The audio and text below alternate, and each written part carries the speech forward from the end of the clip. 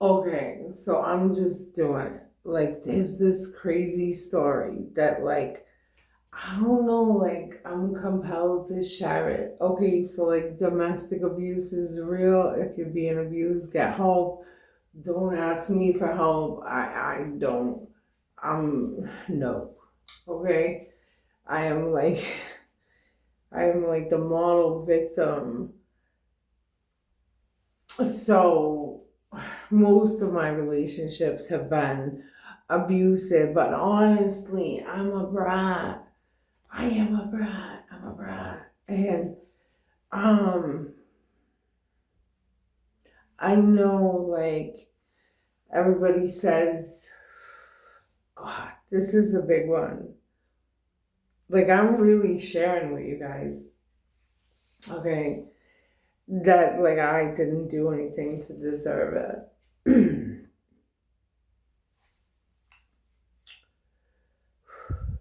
So I grew up familiar with a hands-on approach to parenting, we'll say. Um, I not me parenting. I was the child in that situation. And so I honestly feel like I was taught that love and pain were directly connected because someone could get physical with you and kiss you goodnight also. You know, I'm not going to get into it, but that's where I feel I, the thing in my head that allowed men to do that. Anyway, so I was with this guy, and I'm not gonna name names because I am the perfect victim. I would never want to hurt my abuser.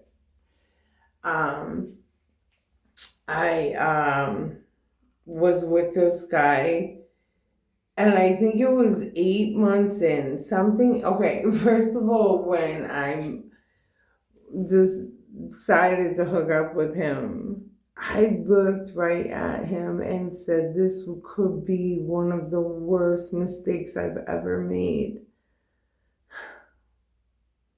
Fuck it. I'm not joking.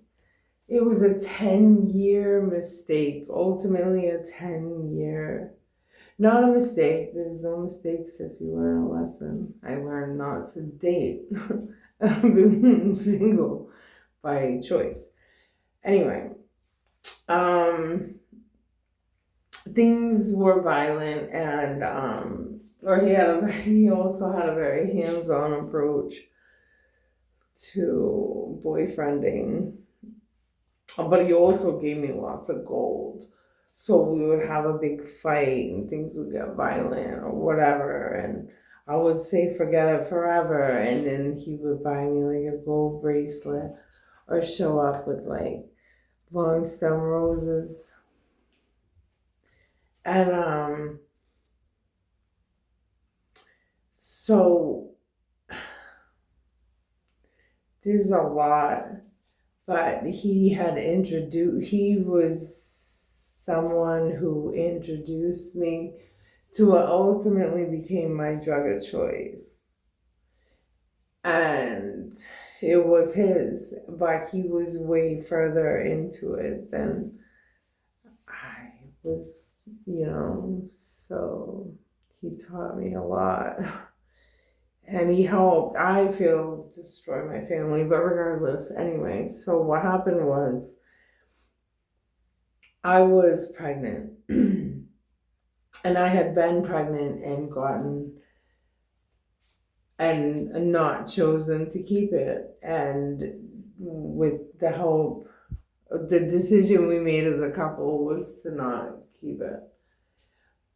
But looking back, I found out that happened more than once. But anyway, I don't remember. So I end up pregnant. I'm 5 weeks pregnant, and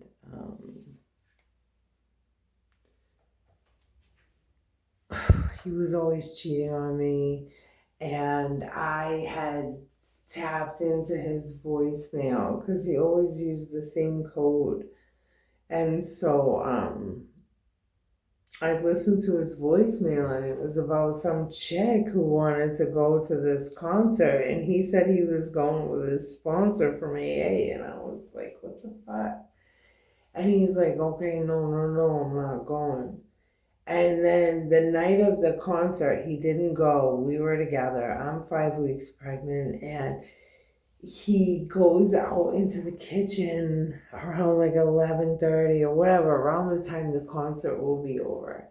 And I think he's talking to some chick, and I do think he's doing something suspicious. And I go, what are you doing? Can I get something to eat?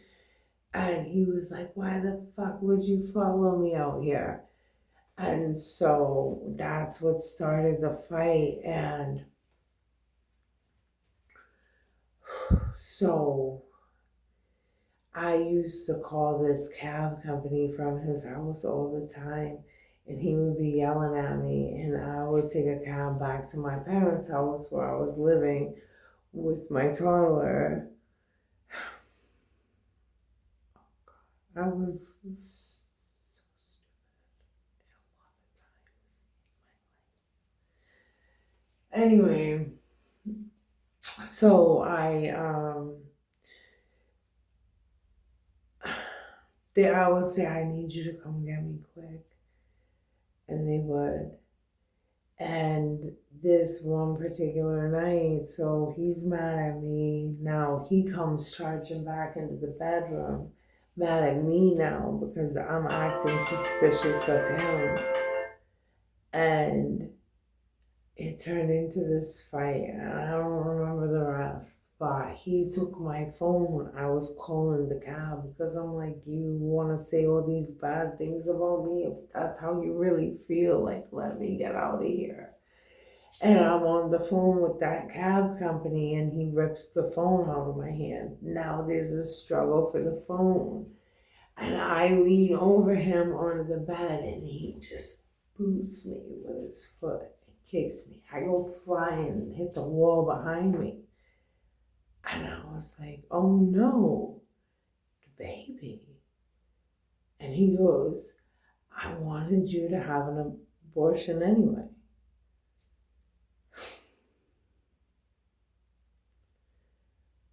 So things have been crazy, and I had been trying to break up with him, and he would even threaten me on voicemail, but I would call the police in my city, and they would say, basically, until I could prove that I was in danger, there was nothing they could do.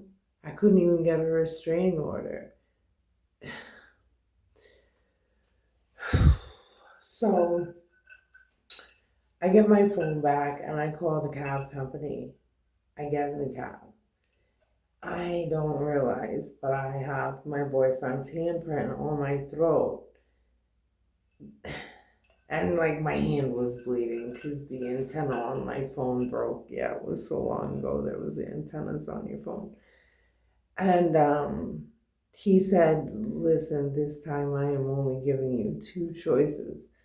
You can go to the police station or you can go to the hospital. But I'm not bringing you to your mom's house like this. Like, you're going to one place or the other. You need to deal with this. So I said, all right, take me to the police station. I'll get the restraining order and it'll be over, right?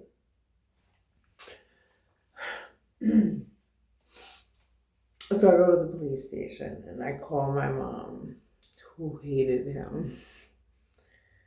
And she comes, and I remember she's sitting with me, and I just told them I wanted the restraining order once and for all.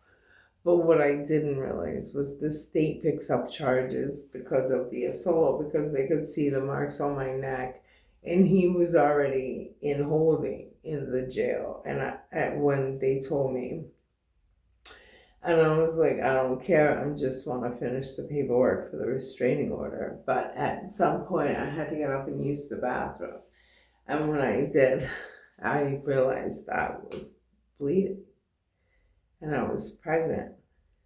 And so I told my mom, and we told the officers that we had to leave.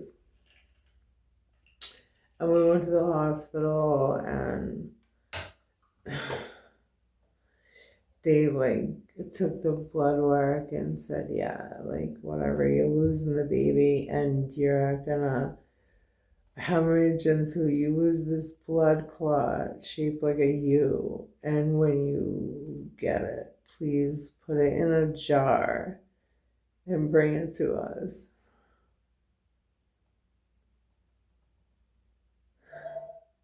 And so I don't know how much longer later, but I did see the U-shaped thing. But then I was like, I can't do that.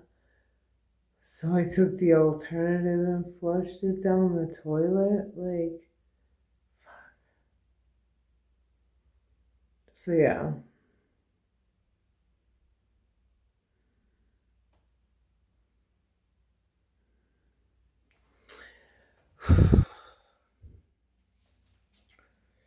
Um, at his dangerousness hearing, I testified against him.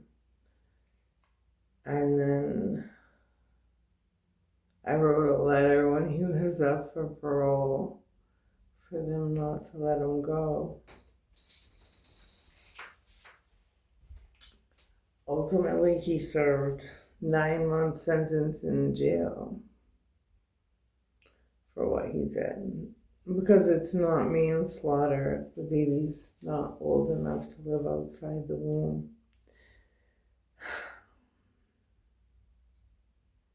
So yeah, I did testify, and I'm not ashamed of that.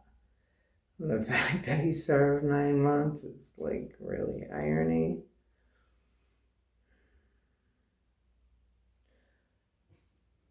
I find myself in situations like that when I'm with men, and so I just don't date because I don't really understand it.